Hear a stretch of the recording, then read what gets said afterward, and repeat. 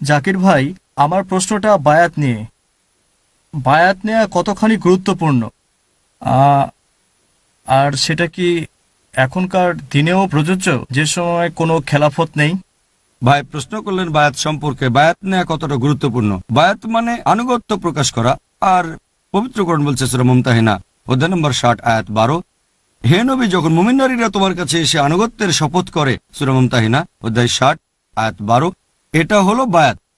তাহলে আমরা বুঝতে পারছি যে ইসলাম ধর্মে যদি খিলাফতের শাসন থাকতো, আর সেটাই সঠিক নিয়ম, খিলাফত থাকলে প্রত্যেক মুসলিমের বায়াত নেওয়া উচিত ছিল খলিফার কাছে।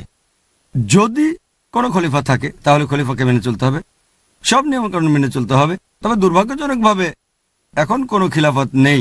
যদি থাকতো তাহলে বাধ্যতামূলক।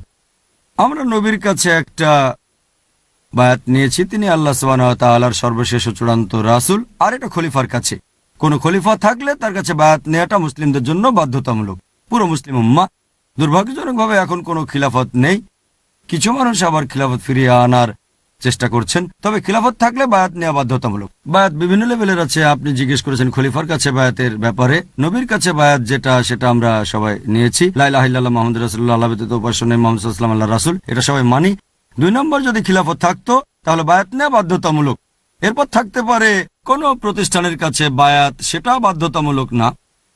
প্রতিষ্ঠানের যে প্রধান সে লোকের কাছে বায়াত নিলেন। এভাবে নিচে নামতে থাকলে গুরুত্ব কমতে থাকবে। নবীর একটা হাদিস আছে, যদি 2 জন লোক থাকে একজন আমির হবে তাদের মধ্যে।